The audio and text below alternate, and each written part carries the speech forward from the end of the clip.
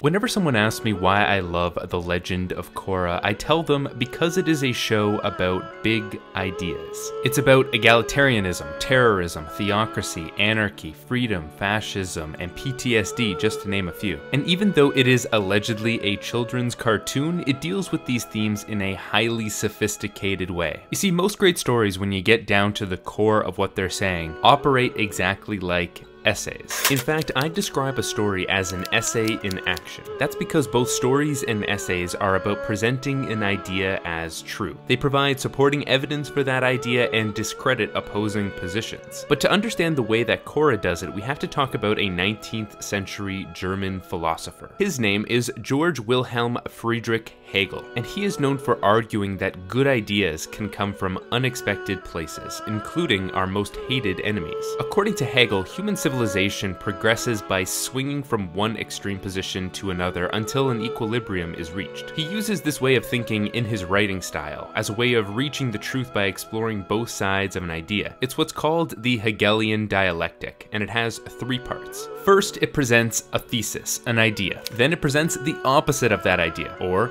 the antithesis, antithesis. The tension created by these 2 ideas leads to a new understanding, or synthesis. The important part to remember here is that unlike the essays you probably wrote for school where you present an idea and the proof behind it, in the Hegelian dialectic there is a transformation of the original idea. And that brings us back to The Legend of Korra. As the Avatar, Korra fights to maintain balance in the world, and each season she is confronted with an antagonist who disrupts this balance, an antagonist who is representative of a particular ideology. In other words, Korra is the thesis in this equation, and they represent the antithesis. The critical part of all this, however, is that The Legend of Korra makes sure to give each of its villains some sort of ideological merit. They are not all pure mustache-twirling evil people like the Fire Lord is in the show's predecessor series, The Last Airbender.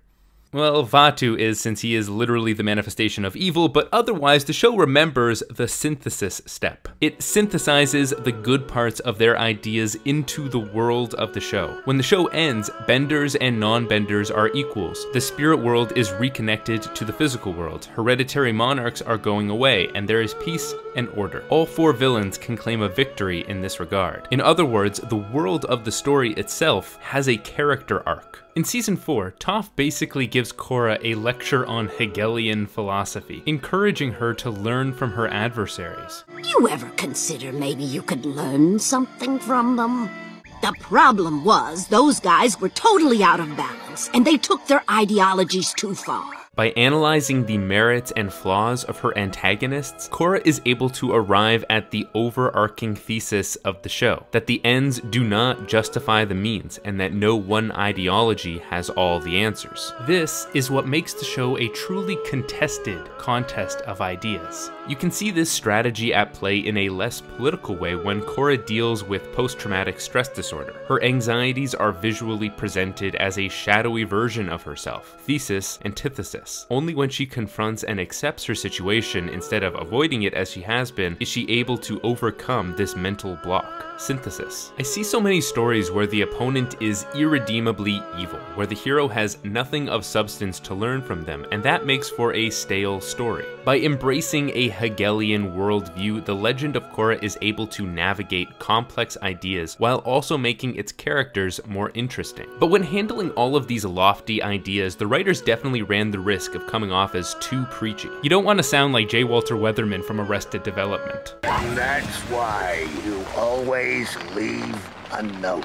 Now, Korra is not without a few scenes that state the theme explicitly. The Toph scene from earlier is an example of that. But it's also brilliant at showing the superiority of one ideology over another through action, especially in the 3rd season finale. It does this by using a technique called poetic justice. Poetic justice is basically when the good guys are rewarded and the bad guys are punished, but usually the bad guys are punished in some sort of ironic way. So in Season 3, Korra is facing off against Zahir and a small band of skilled benders trying to take down all governments and institutions. His henchmen are each defeated when their own power is ironically turned against them, which is a simple form of poetic justice, but Zahir's final defeat is astounding in its multi-layered use of irony. It's not just one ironic reversal that does him in, it's 5 distinct reversals working in harmony. 1. Zahir is an airbender, but is defeated by airbending. That's ironic. 2. The same event which gave him his powers gave power to the people who beat him. 3. Zahir's entire philosophy is about the need to disband institutions, but he's defeated by a group of characters just now learning to operate as a cohesive group. 4. Zahir's arc this season is about becoming unfettered by this world, both metaphorically by giving up all worldly desires, and literally by learning to fly. In the end, he is torn out of the sky and arrested. 5. He only loses because he chained Korra up. For a guy constantly talking about freedom, he's guilty of imprisoning a lot of people. When he first escapes, he doesn't just escape, he locks up his captors. He imprisons Mako and Bolin later on in the season, and only releases them so he can ensnare Korra in a trap. Both times he fights Korra, he does so while she is in chains. The second time, she uses those chains against him.